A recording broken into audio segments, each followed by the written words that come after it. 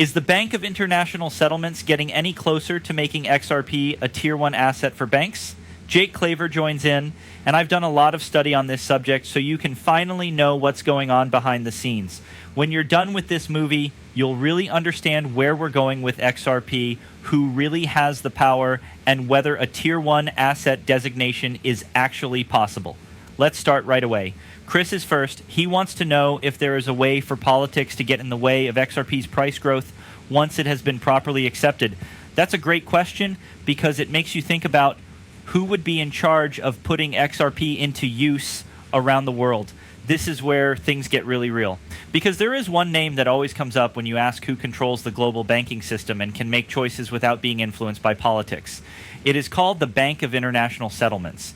The BIS is the most important judge. The central bank of central banks is a sovereign body that doesn't have to answer to anyone.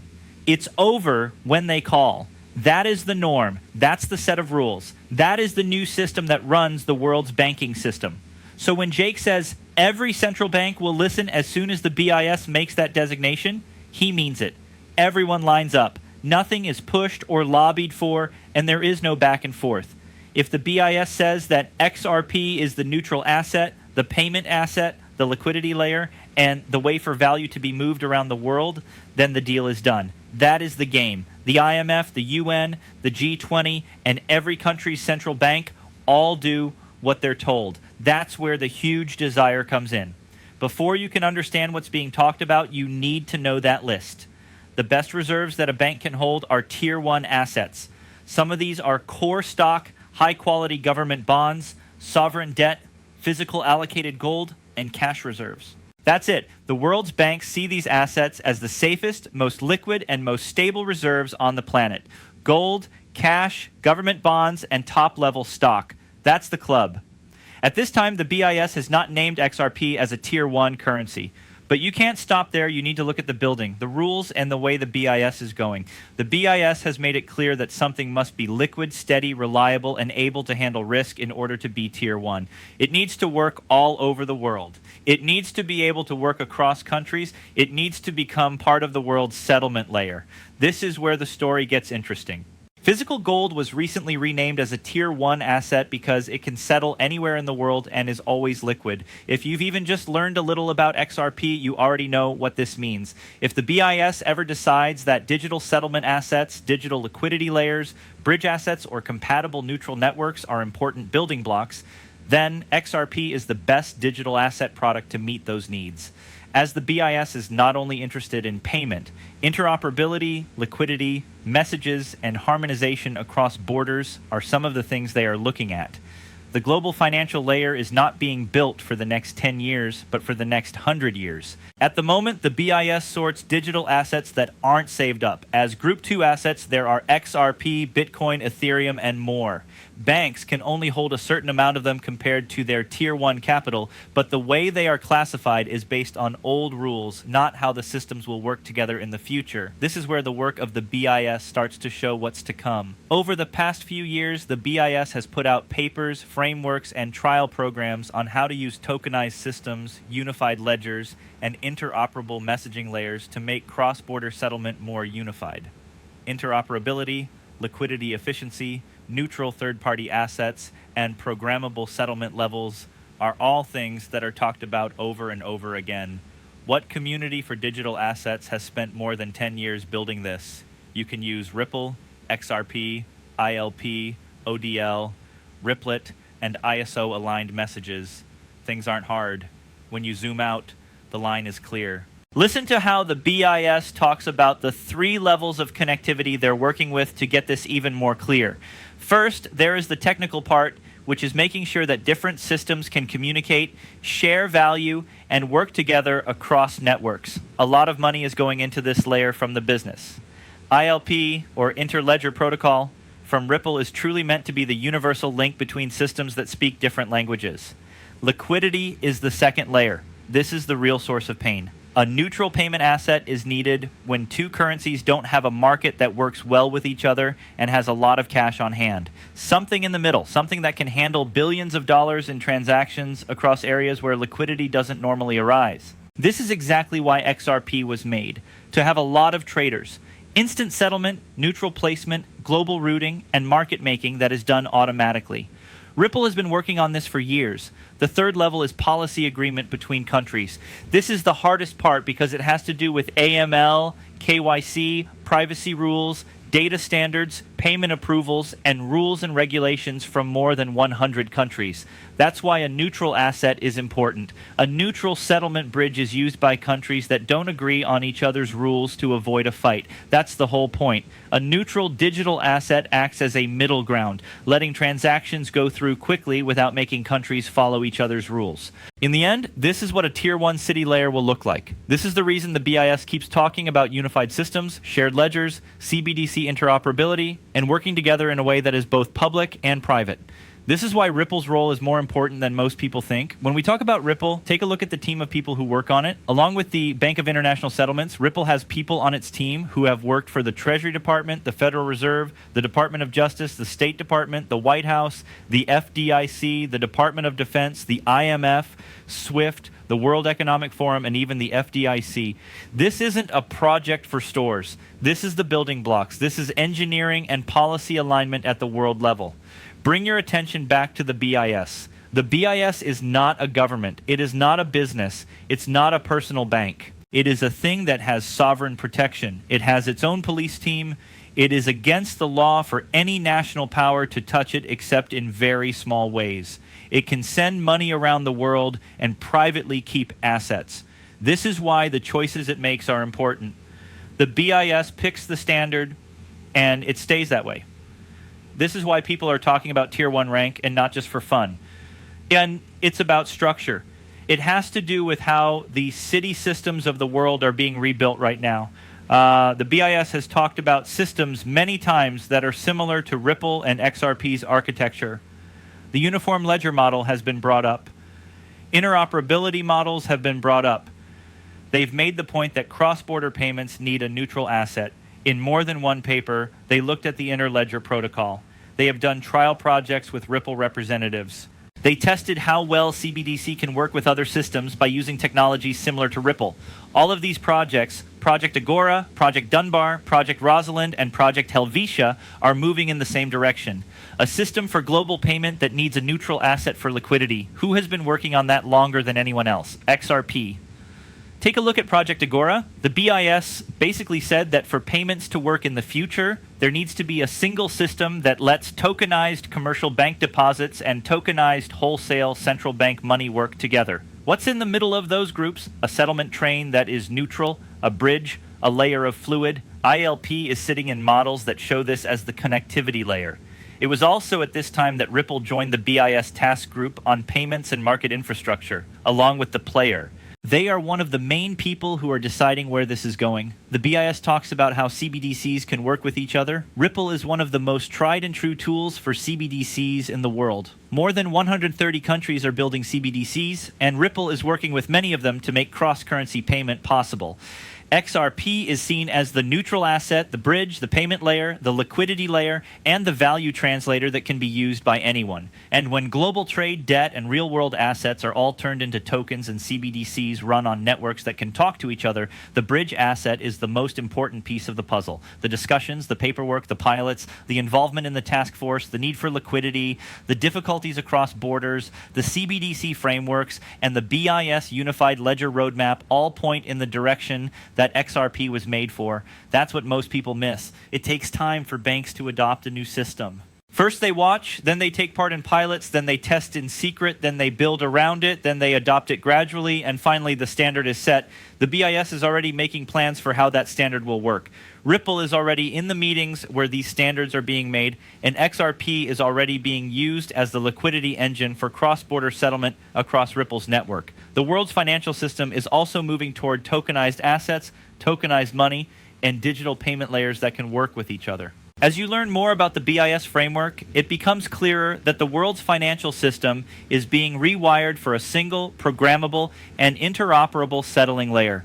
The BIS has said many times that the old system can't handle the global economy's size, speed, openness, complexity, and connectivity. They need a digital design that works like the Internet of Value. To do this, the settlement layer needs to be quick, efficient with liquidity, globally neutral, interoperable, programmable, accurate, and able to grow into the trillions without any problems. XRP is one of only a few systems that can say all of those things.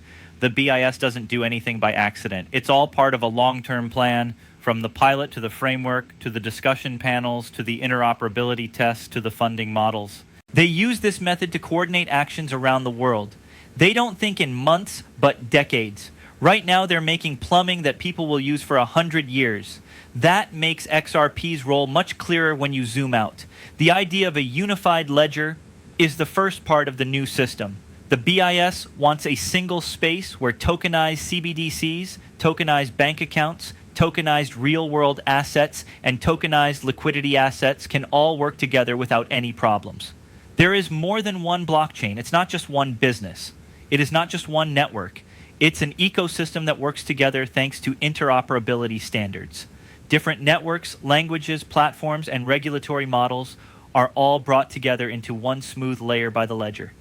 And what is in the middle of this huge organizational problem? The bridge's value, the neutral money used for payment. This is the layer of liquidity that lets all systems quickly share value. That's exactly what XRP was made for. Ripple designed XRP from the start to be a fast, neutral, energy-efficient, and credit-agnostic settlement asset that can move freely across countries and networks. ILP was created to be a universal language translator for financial networks, able to connect systems that were never meant to talk to RippleNet ODL. Now, Ripplet are created to offer automated liquidity routing and real-time settlement across any currency pair, any corridor, and any CBDC system. These are not just chance events. These are the building blocks that fit the BIS plan almost perfectly. The BIS is aware that payments between countries are the weakest link in the world's financial system. It is slow, expensive, broken up, repetitive, useless, and full of cash that is stuck. It's been decades since they last looked into how to fix this. Additionally, adding another patch, update, or message format is not the answer. They need a whole new plan. The money is tokenized and runs on a single set of programmable, interoperable tracks. And for that to work, there needs to be a digital asset that acts as a neutral transaction link between all the systems. Ripple has been in a certain place for a decade for a reason. And it's not the way a company that's making a simple tool for accepting payments from customers should act. Instead, Ripple has consciously become a part of the same set of institutions that control global money policy, the way money moves around in the economy, and the rules for settling transactions across borders. The pattern is clear when you look at it closely. The BIS and Ripple have both worked with groups that the BIS itself often works with. In every major economic area, there are groups like the IMF, the World Bank, the World Economic Forum, and central banks. There aren't any casual relationships or small talk going on here. They show where Ripple wants to work, which is at the center of the movement of value around the world. The makeup of Ripple's internal leadership is also very important. People on their team have worked in the White House, the U.S. Treasury, the Federal Reserve, the Department of Justice, the Department of Commerce, the Department of Defense, SWIFT, the FDIC, and different central banks in the past. If you want to make another financial app that competes with PayPal or Venmo, you won't be able to hire people in that group. When your job requires you to work with the highest levels of global finance, navigate regulatory frameworks, and change the way money is stored, you attract people with that level of knowledge. This group has decades of experience in monetary policy, national security, overseeing payments, financial compliance, and bringing old banking systems up to date. This is the knowledge you need to work with national payment lines, liquidity networks, cross-border settlement layers, and the groups that write the rules for global finance. That's exactly why Ripple has been able to get in touch with central banks, join high-level working groups, and add to conversations about how to regulate digital assets and how to design the CBDC. To put it another way, Ripple is building infrastructure, not apps. All of the partnerships, hires, and placements move in the same direction, becoming part of the next generation of global financial infrastructure. To get ready for a future with tokens, banks all over the world are making plans. There are different types of tokenized securities such as treasuries, swaps, trade finance, CBDCs, and cross-border settlement. Tokenizing value is the biggest change in finance since digital banking. And in a world where value is tokenized, payment must happen in real time. Tokenizing assets worth trillions of dollars and letting them get stuck in slow payment lines defeats the whole point. In other words, the world needs instant settlement lines, which need instant liquidity. For instant liquidity, there needs to be a neutral, widely recognized settlement asset that works in real time. What's even more important is this. The BIS has made it clear that their new system needs a tough third asset to deal with cross-currency liquidity problems. They talked about how there needs to be a neutral asset that can work between tokenized payments, tokenized assets, and CBDCs. They have shown that the unified ledger model fails when there isn't enough cash on hand without this kind of asset. It's been years since XRP has been used in this way. It's real, not just an idea. As of now, XRP is used as a cash asset for cross-border settlement by banks, fintechs, money transfer services, payment providers, and other financial institutions. This is not advice about money. Adding this to the BIS's pilot programs, Project Rosalind looked into how APIs could be used to communicate and connect CBDCs, and Ripple's architecture fits perfectly with the goals of programmable liquidity. Project Dunbar, on the other hand, focused on multi-CBDC platforms for instant cross-border settlement, which again fits well with XRP's strengths. As part of Project Helvetia, tokenized assets and tokenized wholesale CBDCs were looked at as ways to connect them to real-time payment layers. The main goal of Project Agora is to create a single platform for both tokenized central bank money and tokenized private bank deposits. These projects aren't just sitting there. They're all making parts of the same structure. Each part needs to be able to work with other parts, be programmable, and have neutral settlement assets. Anything you follow in the building ends up at the same place. XRP fits the plan that the BIS is making for the future of the world. Bitcoin can't be used for this by banks. Bitcoin is slow, expensive, unstable, uses a lot of energy, and isn't really designed to be used for world settlement. This is not possible with Ethereum. Ethereum is only scalable with very complicated layered structures, and it still gets crowded when it's busy. It's not designed for settlements across borders. It's not possible for stablecoins to be the base. Stablecoins depend on assets and issuers that back them up, which can pose legal and credit risks. The BIS doesn't want assets to be linked to certain countries. They want things to be fair. They want an asset that isn't affected by politics at the national level.